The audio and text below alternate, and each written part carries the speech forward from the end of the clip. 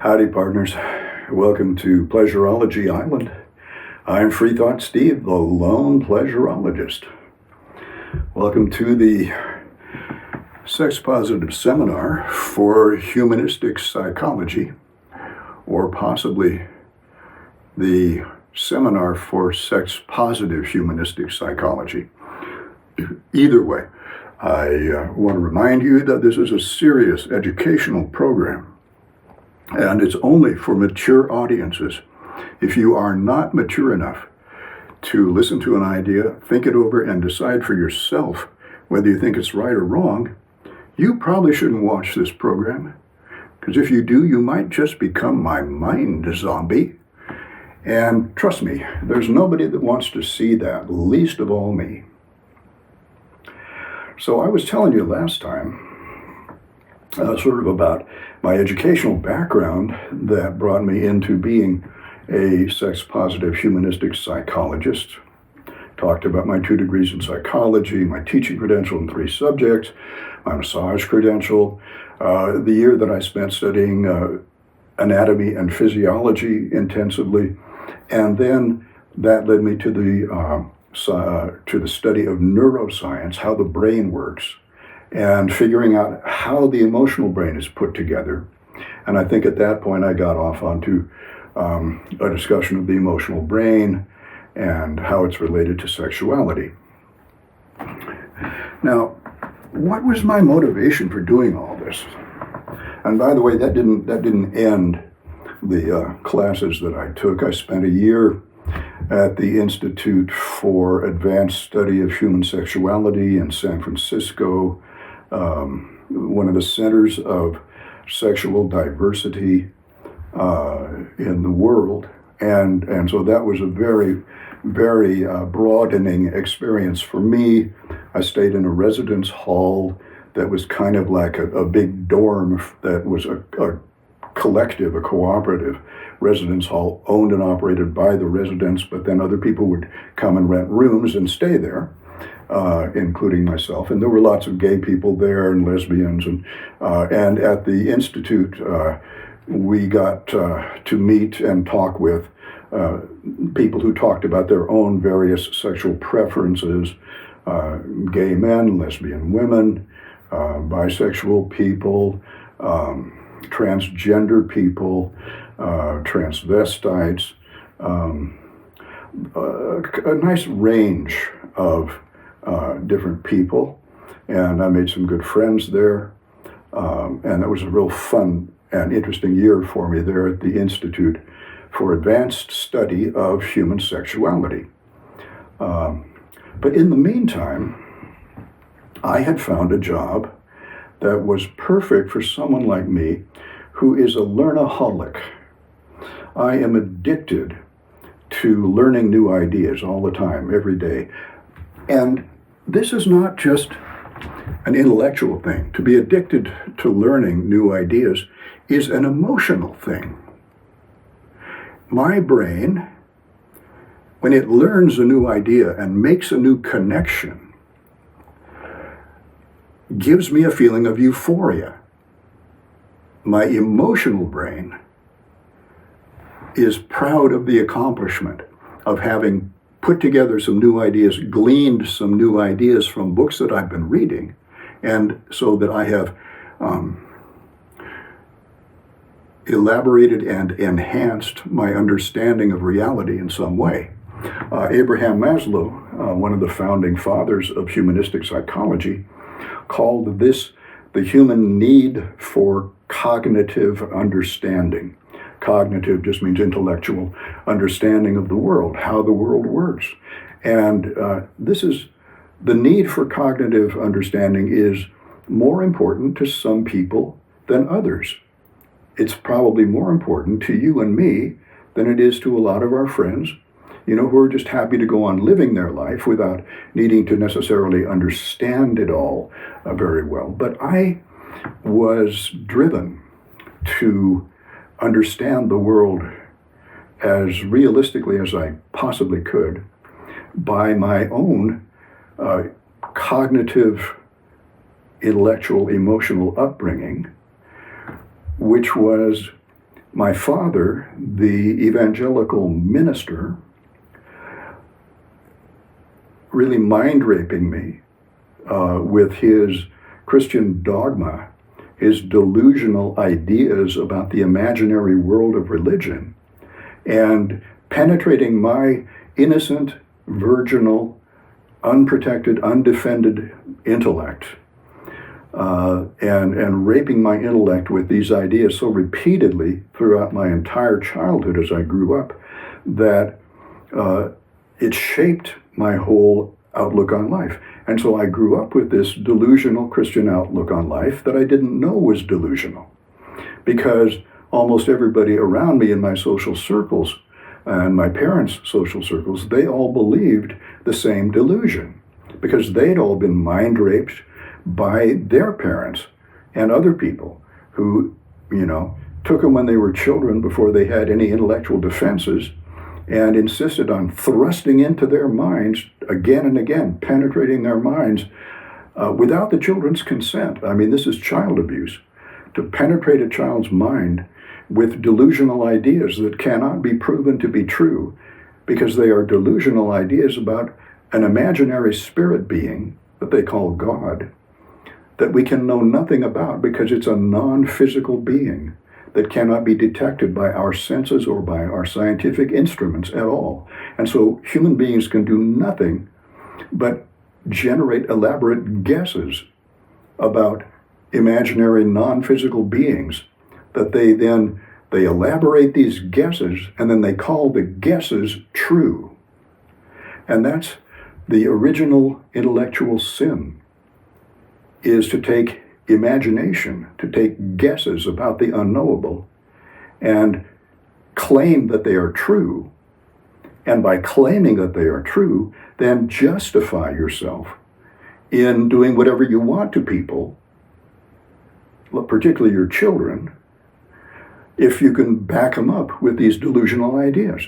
And what my father did was, when he found out that I was masturbating as a teenager, he made sure to ruin the pleasure of masturbation for me by feeding my mind the delusional belief that this imaginary spirit being God doesn't like it when someone masturbates and satisfies their own sex drive without harming anyone else and without doing any harm to themselves. But Christians are sex phobic. It's a sex phobic worldview, and it has been right from the beginning. You've got one of the few religions in the world, perhaps the only one, where the God has no wife. The God never has sex with another goddess. And the God has a son through virgin birth without any sex. And even the mother of God's son, is conceived immaculately. So Christianity has, right from the start, separated sexuality from what they call holiness. And so if you grow up in that delusional worldview, you cannot feel that your sexuality is a good part of yourself, a holy part of yourself. I think a sensible way is to call everything in the universe holy in its own way, and particularly those things that give us euphoria and pleasure and happiness. Those are the holiest things of all. And so sex is one of the holiest things of all, because it's one of the ways in which we can generate the most euphoric states of consciousness possible. But when my father told me that no, masturbation is a sin, and God is ashamed of you every time you masturbate, and you should be ashamed in front of God every time you masturbate, I believed him, because I had believed everything he ever told me. I mean, he was my father. He claimed to know everything that there was to know, and I believed him. And I never had any reason to question him until that point. And my only goal in life was to be a good boy, to be obedient to all the things that God wanted me to do. That pleased my father and that pleased God. And that made me feel good about myself, to know that my Father approved of me and God approved of me, because I never did anything wrong. I was just totally dedicated to only doing the right thing.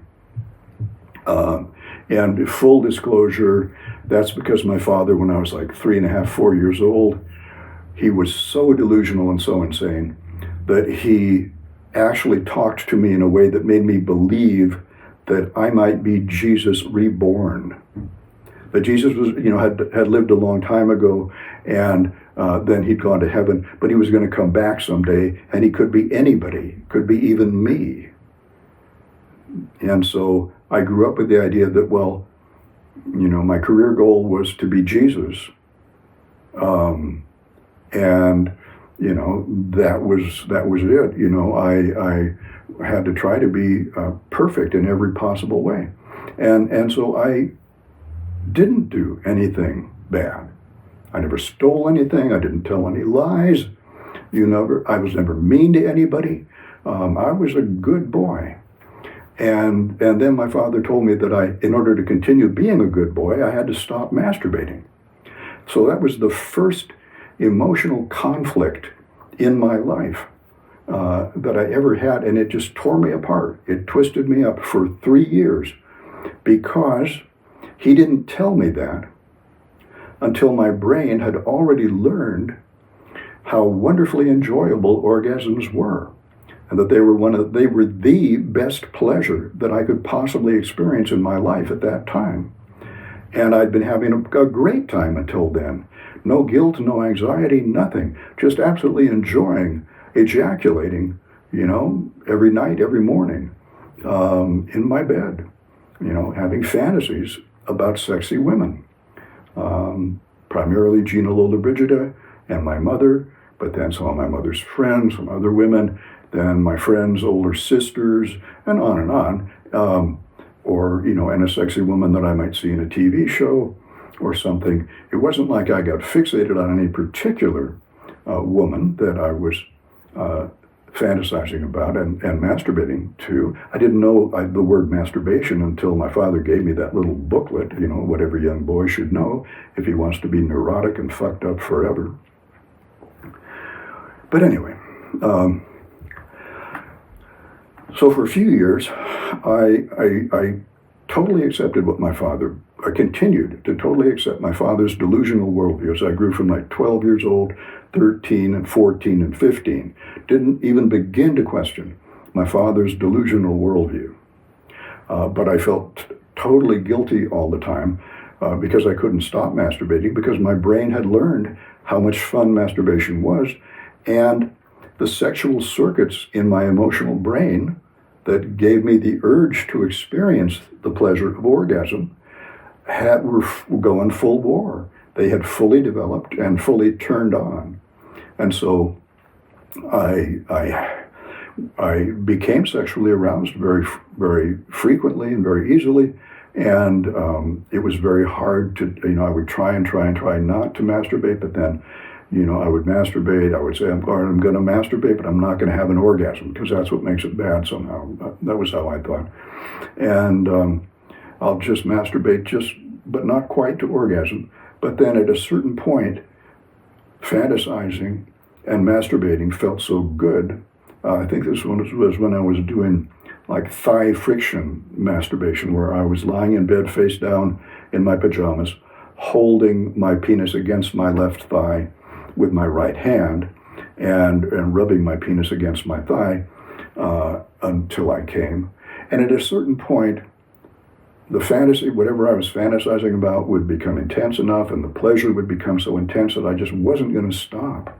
I was going to go on, and every time when I would have an orgasm, I would be thinking in my mind about the woman that I was having an orgasm thinking about, saying, I love you, I love you, I love you, because she was giving me this wonderful experience of the pleasure of orgasm. And it was fabulous.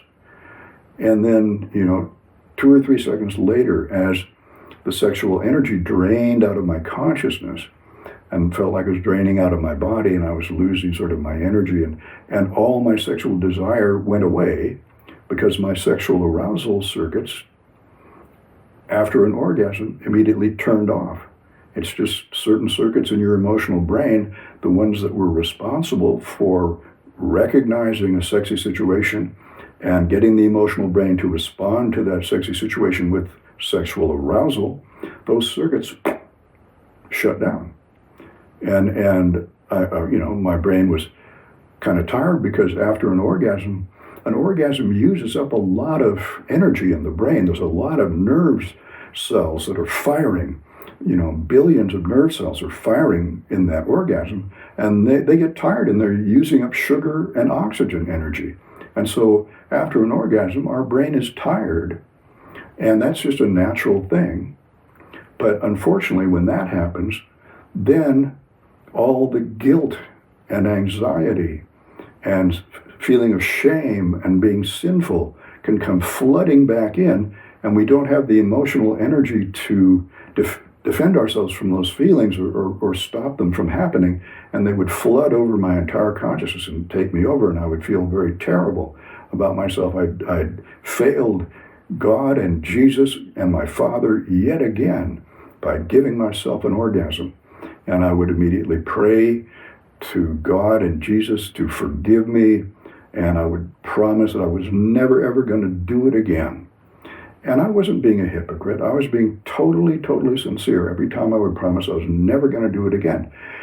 Because at that moment, with all of the sexual circuits in my emotional brain turned off completely, I felt like I'm never going to want to have another orgasm again. I just had when it was great, but I'm done with orgasms now. I'm not going to need to ever have any more. And I can tell right now I don't want to have an orgasm, and it's easy for me to promise God and Jesus that I will never have another orgasm again.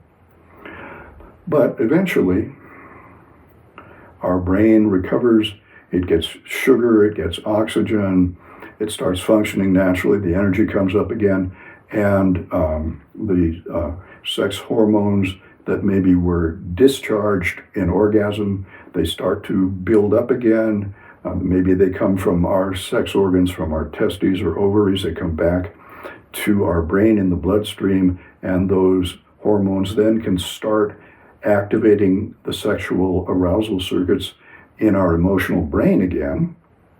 And when that happens, we start to be interested in sex again and respond sexually to sexy things, and eventually have the desire to have another orgasm. So it was this losing battle, and it was this totally needless emotional conflict that my father put me through during those teenage years.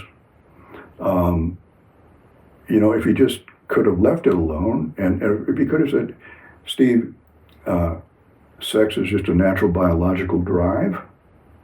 It evolved for the purpose of procreation, for making babies, but we don't need to make babies until we've gotten married, and are financially secure enough to be able to support them. But in the meantime, you should just, your sex drive is going to keep on asking for orgasms, and orgasms are the way of satisfying your sex drive. And so go ahead and give yourself as many orgasms as you want. You're not going to run out of orgasm energy. You're only temporarily. It'll come back after a few hours or half an hour. It depends on how old you are. And you're not going to run out of semen.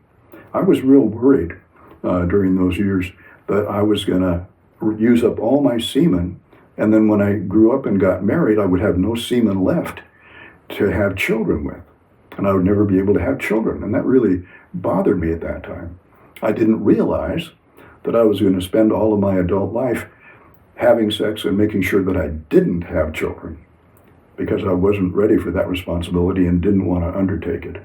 But in any case, I didn't realize that sperm and sexual energy are a renewable resource that our body continues as long as we keep eating food and breathing oxygen, and our testes or ovaries are going to continue to make sperm and eggs.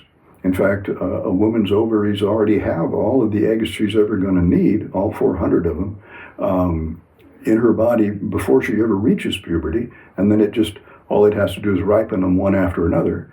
And of course, for a woman, having an orgasm does not ejaculate the egg. The egg just is released from the fallopian tubes, released from the ovary into the fallopian tubes, which then is, as the egg is slowly moving down toward the uterus, if it happens to meet some sperm coming up the other direction and the egg gets fertilized, then the egg attaches itself to the side of the uterus and begins to grow a little fetus, an embryo and a fetus.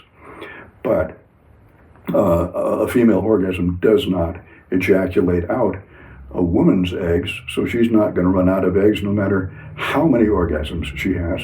And neither is a man going to run out of sperm, because our testes are manufacturing sperm at an incredible rate, like 1 million an hour or whatever. And it just keeps, our testes are just sperm factories turning out millions of sperm all the time, and those sperm come up and get collected in what they call the vas deferens, which leads from the testes up to the base of the penis, right around the area of the prostate gland, where it's stored for ejaculation. And ejaculation will empty out the sperm in the vas deferens and the area of the prostate gland.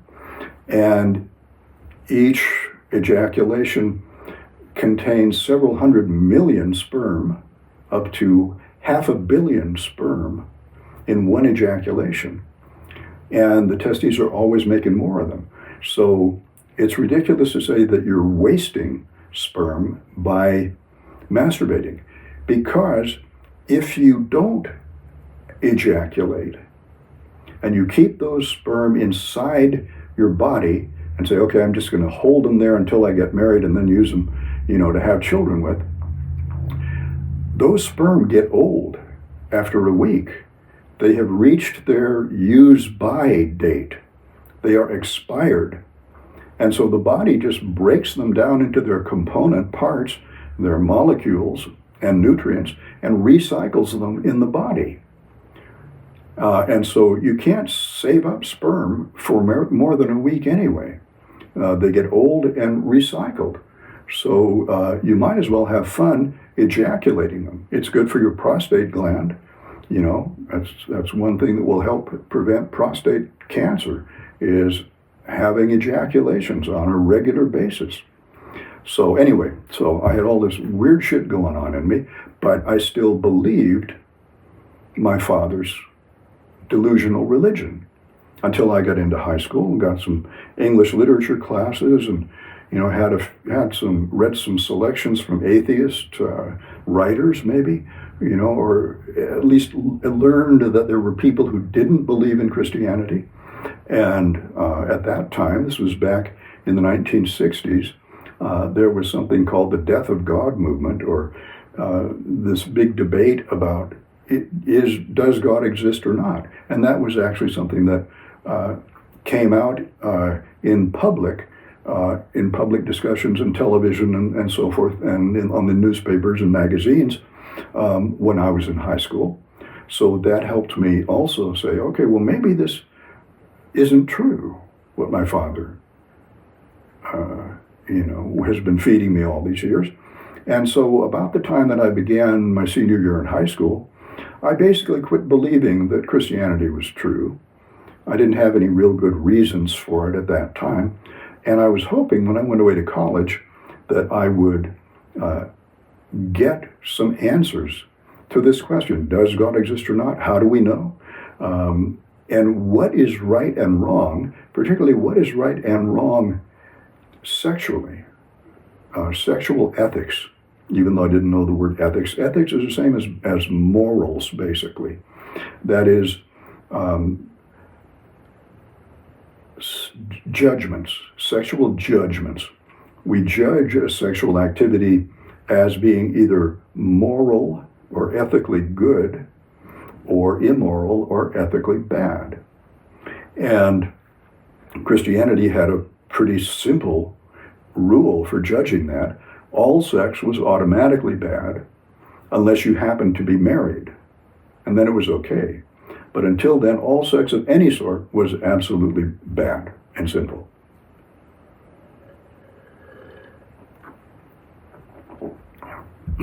But I went off to my freshman year at college hoping I would get some clarification on this. Somebody in my classes would talk about, is there another way of deciding what's right and wrong besides the Bible telling us that God says this is right, God said this is wrong? Is there any alternative, And so I took a philosophy class, hoping that I would hear about that. Spent a whole semester, not one word about ethics, certainly not about sexual ethics.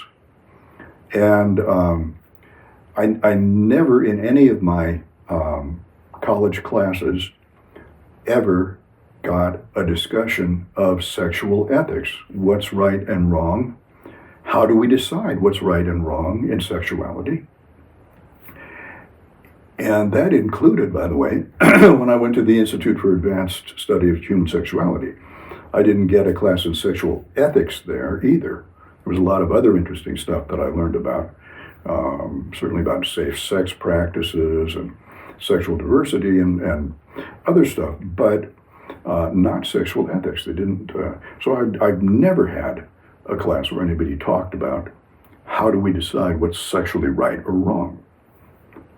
And I think most people just say for themselves, I want to do this sexually, and therefore I think it's right to do it.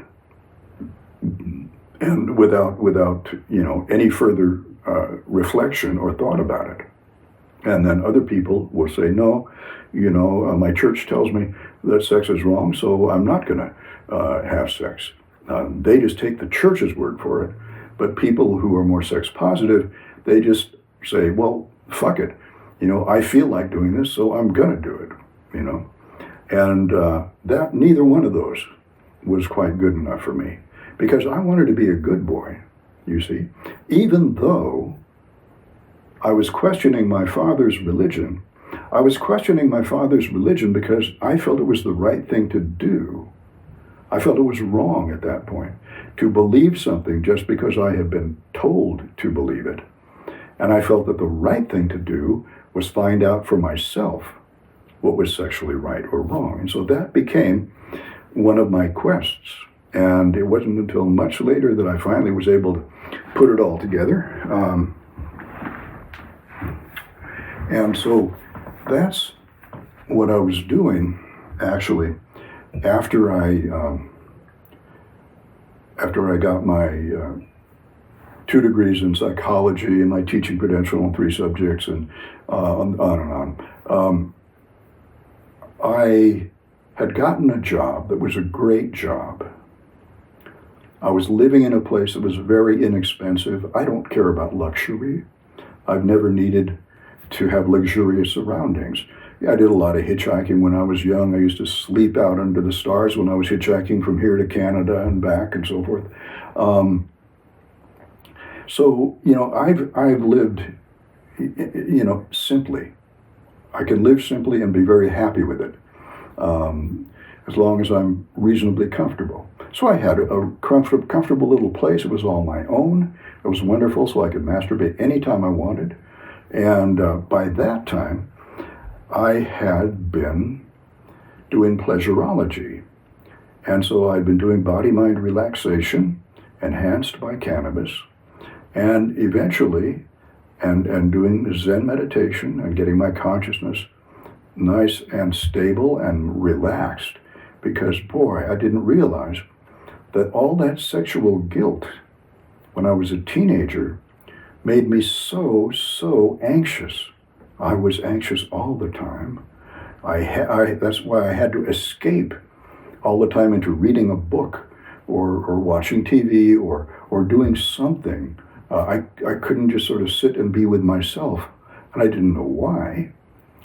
And then I took acid. I took LSD the week after I graduated from high school, and the profound thing that came out of that LSD experience for me was knowing what it felt like to actually be relaxed, to actually be calm. and to be able to look around at the room I was in and just say, wow, this is a cool room. Look at that ceiling. Look at all those dots on the ceiling and how they're forming little visual patterns, and listen to that beautiful music. And I'm just so happy just lying here on the floor, relaxing and listening to the music and looking at the ceiling. And I don't need to be doing anything else. I don't need to be running away from myself. I'm actually content right here in the present moment, just being here. This is totally new. I haven't felt like this before. All the time I'm feeling so anxious. I don't have to feel anxious. I can feel calm instead. This is great. So that experience of LSD, a week after I graduated from high school, definitely moved me over into the counterculture. And that was in June of 1966. And it was the following year, in January 1967, that the Human Be-In Golden Gate Park in January of 1967 occurred, where, some people say 10,000 people gathered on the polo grounds at Golden Gate Park, and all the beat poets were there. Allen Ginsberg was there, Timothy Leary was there, Gary Snyder was there. All of the hip people. The Grateful Dead was playing, other bands, and all the people from Haight-Ashbury were right there. And that was sort of the event that brought the hippie culture into the national consciousness, including my own consciousness. And a few weeks after that, my roommate and I took the bus into Los Angeles. We were at a college about an hour and a half outside of Los Angeles. We took the bus into Los Angeles and went to the Whiskey A Go-Go on Sunset Strip. And that's the Doors were playing there that night at the Whiskey A Go-Go. And we got there just as the Doors finished their set and left. We didn't even know who the Doors were or that they had been playing that night.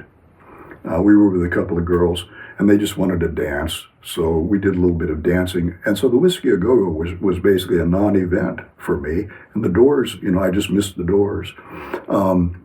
But the real event for me was across the street from the Whiskey A Go-Go, on the other side of the Sunset Strip, was a little head shop, a little psychedelic shop on the corner. And so while the girls were still in the club, my roommate and I went across the street there and went into the head shop, where there was this nice, mellow hippie woman sitting behind the counter, and we looked around at all the paraphernalia and stuff they had. But the thing that they had there that really changed my outlook was a copy of the San Francisco Oracle, which was the psychedelic hippie paper that was being published in Haight-Ashbury, with backing from two of the guys who owned like the Print Mint and the Psychedelic Shop or something there, right in downtown Haight-Ashbury, right in the center of Haight-Ashbury. Anyway, this absolutely magnificent psychedelic paper printed in colors and with all kinds of psychedelic artwork in it, and sex-positive poetry by Lenore Candell, and a picture of a couple doing yab yum, where they're like sitting in each other's laps with their arms around each other having sex. It was a sex-positive little newspaper, a sex-positive and psychedelics-positive newspaper, and it made me aware of the Haight-Ashbury culture in a much more intimate way. So I subscribed to the paper and got the issues that came out after that, and so sort of immersed myself in the counterculture and totally identified with it.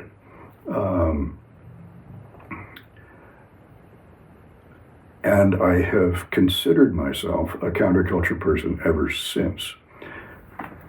what does it mean to be a counterculture person? It actually means to try and complete the Enlightenment project. The Enlightenment project, or the project of the European Enlightenment, goes back to the 1600s and 1700s in Europe, and it's the process of trying to emerge from Christian culture, trying to emerge from this delusional culture, this sex-negative culture that has been imposed on us by the adults in our world who are just mind zombies of Christianity.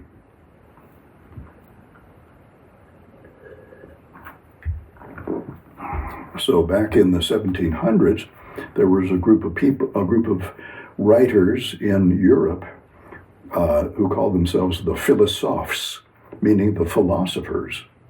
And their project was, the Enlightenment project, was to cast off the darkness and superstition of Christianity and emerge into a world that was looked at philosophically. Philosophical examination of the world.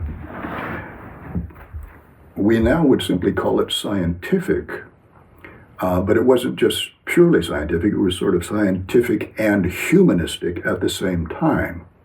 The Enlightenment project was to say, let's not look at the world in delusional, superstitious, imaginary terms.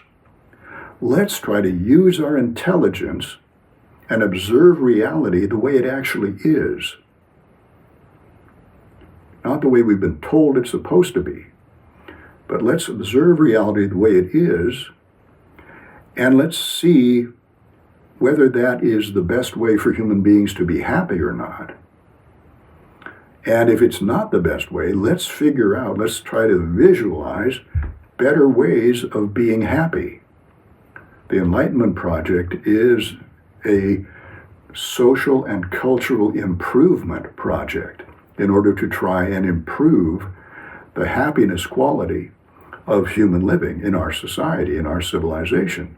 And a big part of that was letting go of Christianity, liberating ourselves from Christianity. But then the question becomes, okay, what do we believe instead of Christianity? What do we believe about God? Does God exist or not? What do we believe is right and wrong? What do we believe about what happens to us when we die? I think these are the big questions because human beings have been concerned about what happens to us when we die. And human beings have been taught that if there is a God, you've got to live your life to please that God being, that spirit being. And a philosopher says, well, you're going to have to prove to me anything that you want me to believe. I'm not going to believe stuff without proof, because that's wrong. If you believe stuff without proof, you're believing it just because you want to believe it, because it makes you feel good to believe it. And that's true of everyone who is religious. They believe it because it makes them feel good to believe it. Or they believe it because they've been told by so many people that it's true that they're scared not to believe it. But either way, they believe it on an emotional basis. They believe it either because it makes them feel good to believe it, or they believe it because it makes them feel too scared not to believe it.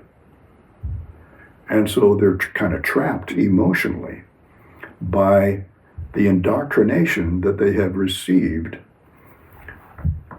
by Christian adults who commit intellectual abuse on innocent young children, defenseless children, by teaching them a bunch of delusional nonsense, but making them believe that it's true so that it controls their emotions, so that if they get older and start having sex, and the people who have taught them these delusions tell them that God doesn't want them to have sex, that puts all of these young people into a constant conflict with their own innate, natural, biological sex drive.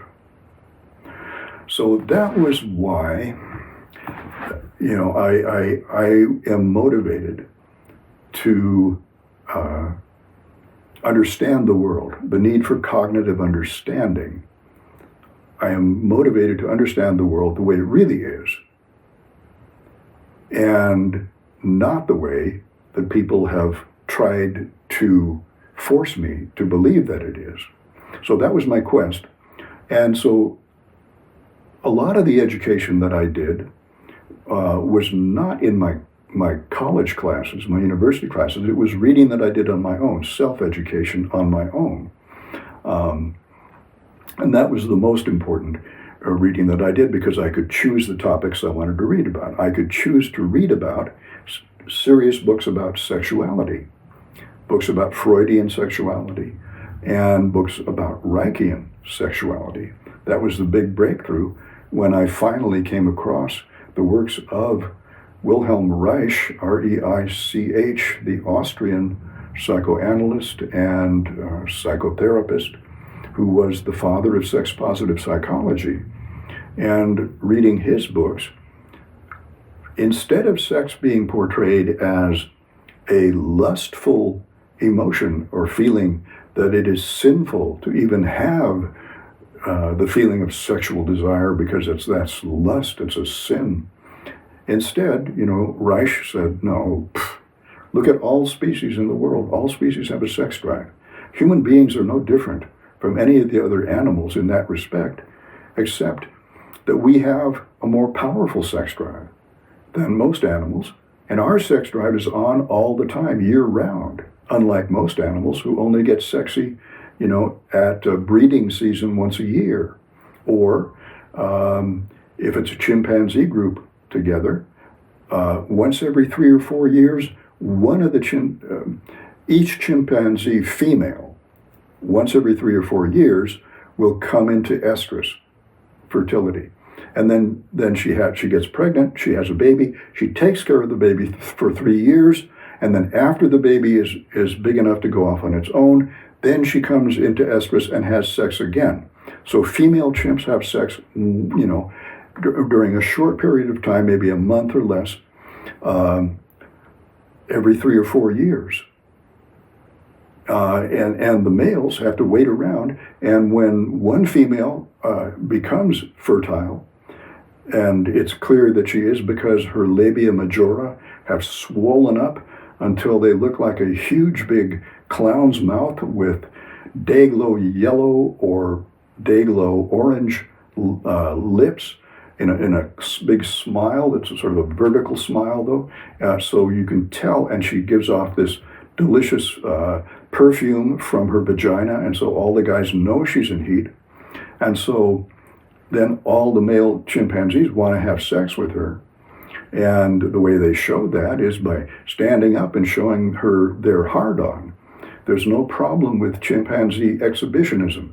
The males are not prohibited from showing their sexual interest in the females by standing up and waving their erect penis at her. And if she doesn't notice, then they'll grab an overhead branch and hang from the branch and bounce up and down until she notices that they've got a hard-on for her, and they're waiting for her to give them this come hither look, saying, okay, come on over and let's do it. And then they do.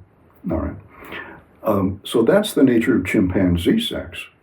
There's no pair bond forming at all. They don't stay together after the female has gotten pregnant. They all stay in the same troop, but none of the male chimpanzees forms a permanent pair bond and hangs out with the females. There's only occasionally a female will have a preference for one of the chimpanzees, and she won't want to have sex with anybody but that one chimpanzee. That's unusual, but it happens. It's like they fall in love, there's temporary infatuation. And so the two of these chimpanzees, the female will go off into the forest on her own, and the male will go with her, of course. And the two of them will stay out there, and Jane Goodall called this a consortship. but it only lasts for as long as the female is fertile. And then once she's gotten pregnant and her signs of fertility go away, her vaginal lips quit being day-glow balloon type lips, they go back to normal, and she quits giving off these delicious smells and perfumes, then the male loses his sexual interest in her, and they remain part of the same group, and they see each other all the time, and she gets pregnant and eventually has a little baby chimpanzee, but the father chimpanzee probably doesn't realize that that baby had anything to do with all the sexual fun he was having, 6 months before with the mother. Chimpanzees probably don't make that connection. So the father doesn't necessarily know that that little baby chimpanzee has anything to do with him in particular. But anyway, that's chimpanzee sex. And human sex is very different. We have a combination of pair bonding, falling in love, and sticking with one person for a while. But then eventually the sexual infatuation calms down, the sex calms down, and it's not quite as exciting as it used to be, and people will either stay together or not. At that point, they may change and find another partner. But we human beings are capable of having sex and interested in having sex on a year-round basis with our pair bond partner.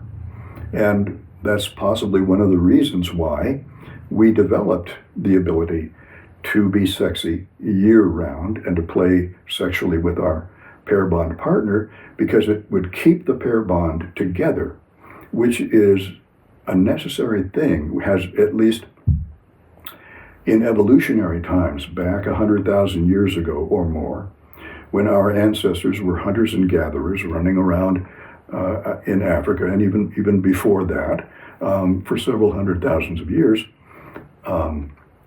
human females were in a much more vulnerable position as far as predators were concerned than chimpanzee females, particularly if the human female was pregnant or had a baby to carry around. It was hard for her to get away from a leopard, for instance, or a lion or something like that, because chimpanzee moms, if they've got a little baby hanging on to them, and there's a leopard in the vicinity, or the other chimps, as soon as they see the leopard, they will send out an alarm call, and all the chimps scamper up the trees until they're overhead and out of reach of the leopard.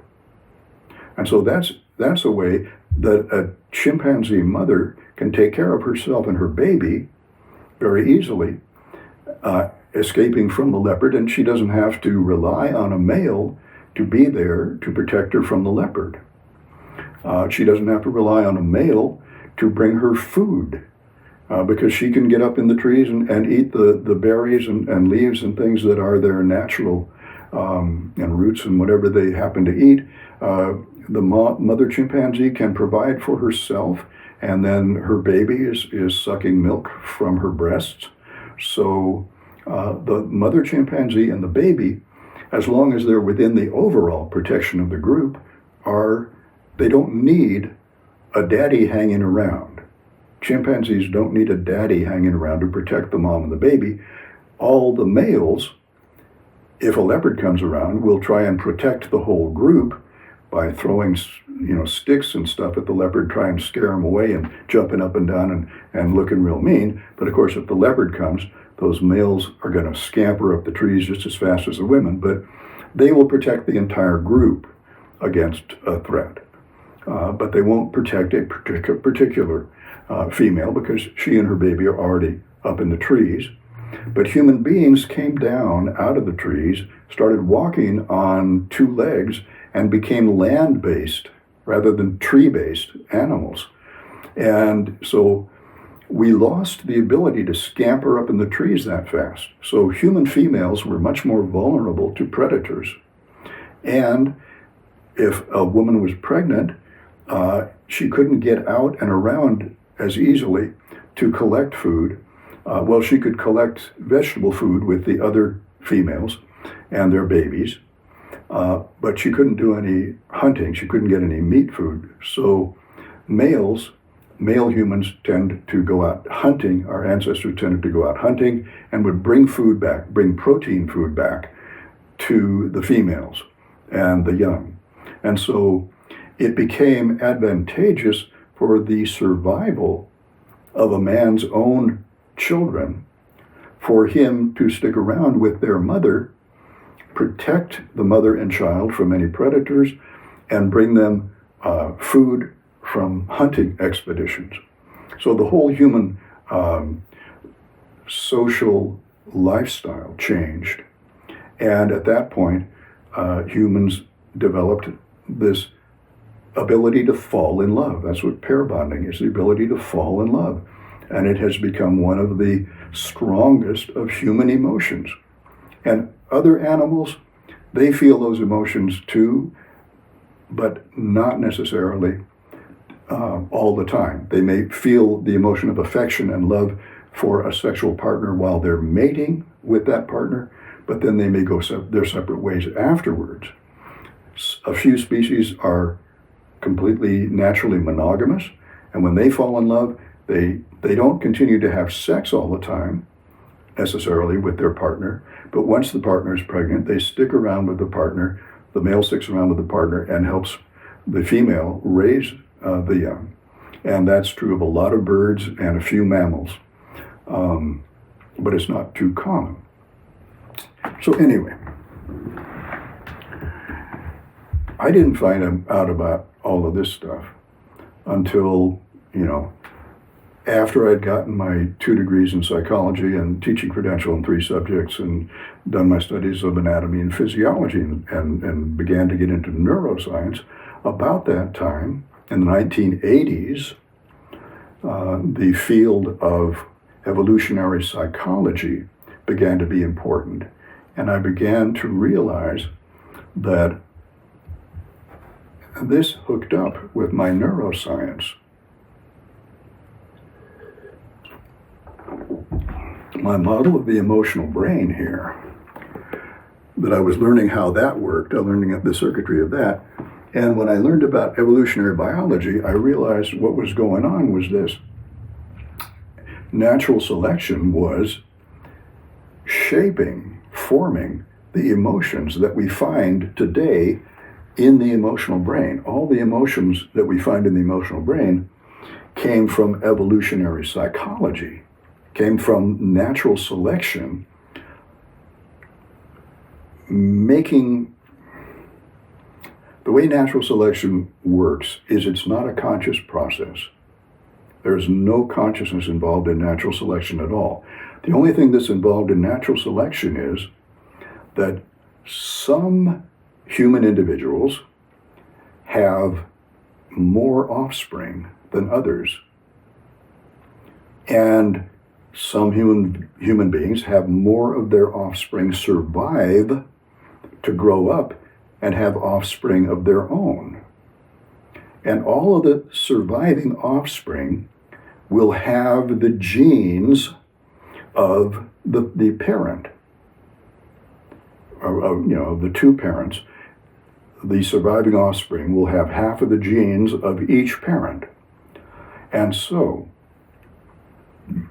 parents who behave in such a way, sexually and emotionally, parents who behave in such a way that they have lots of offspring and those offspring survive to have offspring of their own, those are the parents whose genes get passed on in the species from one generation to the next.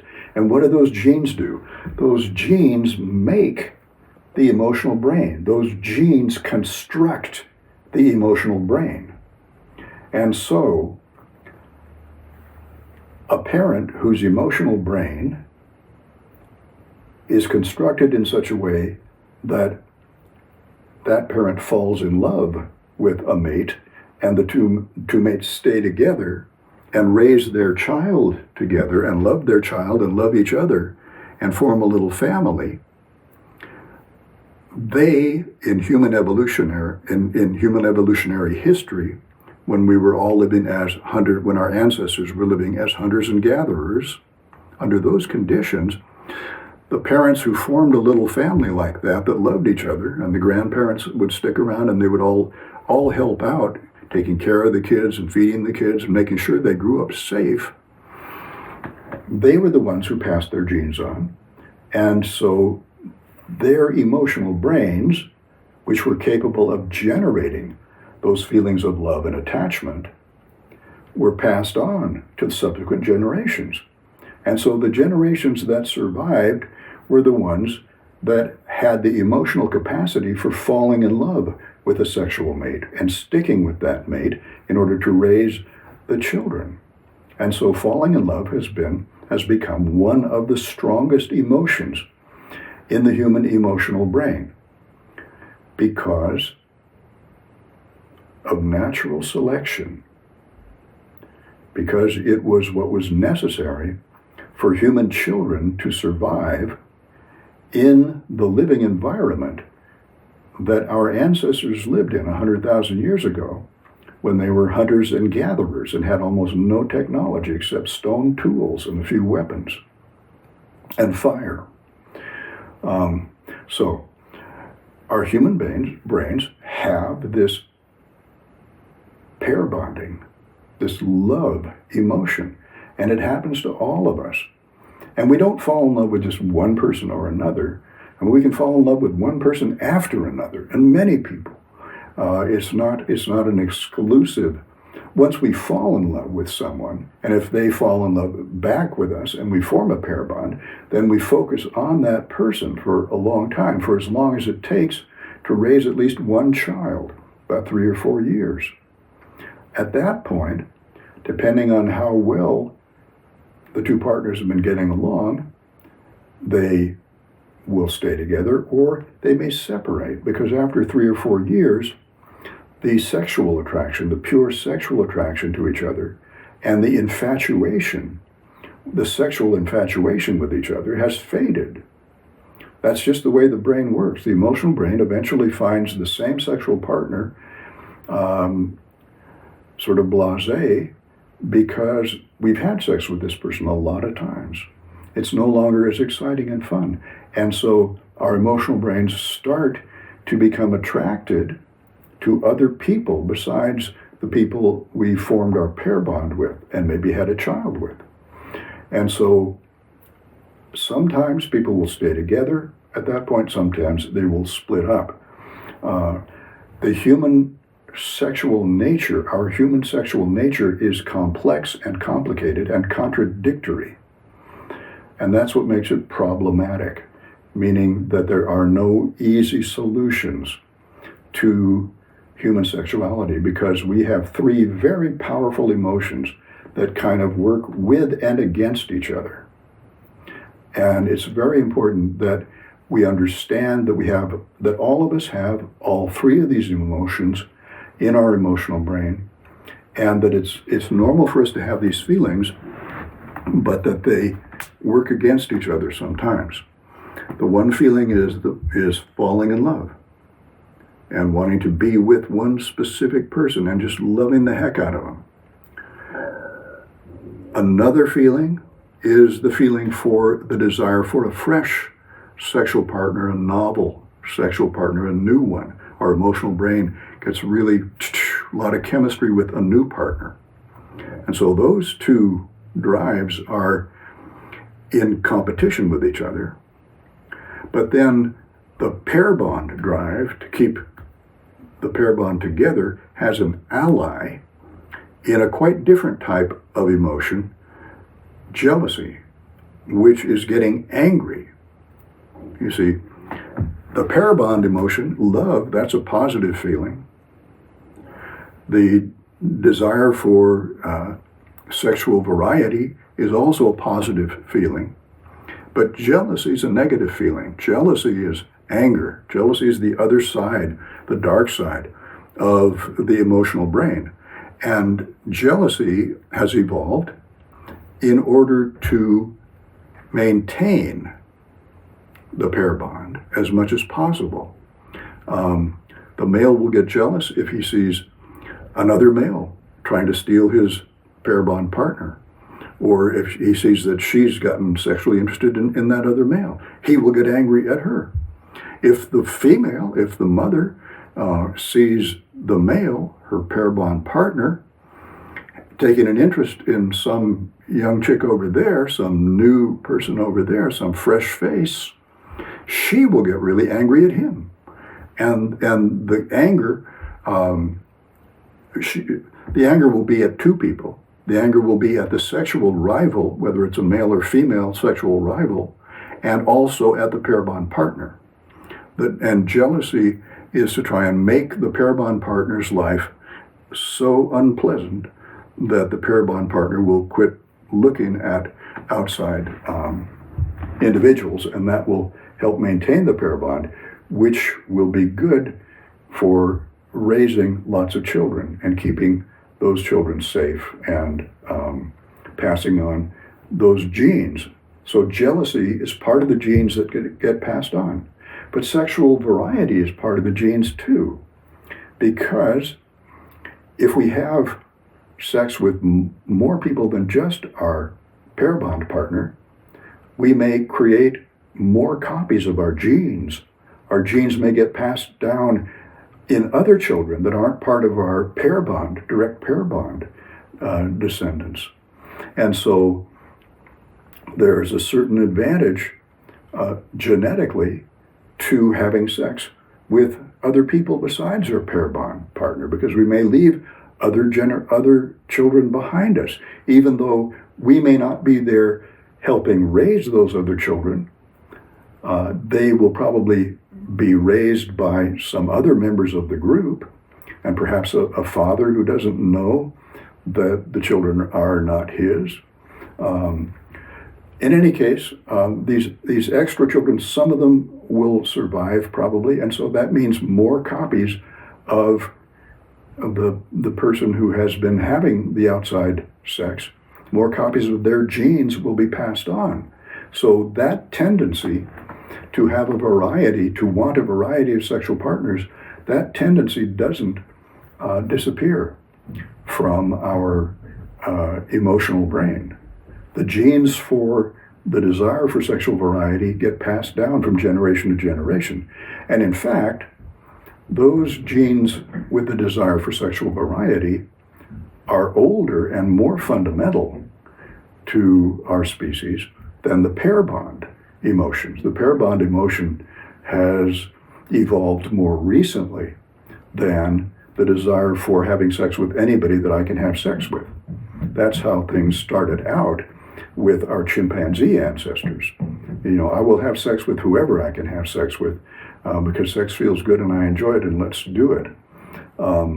So the desire for sexual variety came first, but then along comes the pair bond, and it's so evolutionarily advantageous because so many more children will survive if they are raised by two parents in the human social situation, that the pair bond emotion became very strong, and it actually overpowers the desire for sexual variety when you find one person that you form a pair bond with, and then it temporarily overwhelms. It just takes over the emotional brain, and you don't have any desire for anyone else, for sex with anyone else. But then eventually, that initial infatuation with the person, the pair bond person, calms down, and the desire for sexual variety comes back in greater strength again, and you've got a conflict going on there.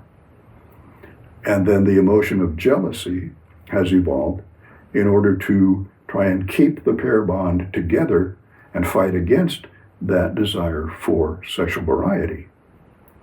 So when I realized this, thanks to the emergence of evolutionary psychology back in the 1980s, that made my picture of sexuality even more complex. And at the same time, I was reading anthropology and reading about the sexual cultures of other people around the world, and at different levels of technological organization and so forth. And how did they deal with this complex, problematic human sexual nature that we've got with all three of these drives: the pair bond drive, the drive for sexual variety, and jealousy. And that was very interesting. So I'll talk more about that next time, a little bit more about sexual anthropology, because when we look at how other cultures have dealt with the issue of sexuality and sexual happiness, it gives us something to compare our own culture with. And that's a very counterculture thing to do, to be able to critique our own culture by seeing how different it is from some of the other cultures in the world. Okay, thanks for listening. Talk to you again soon.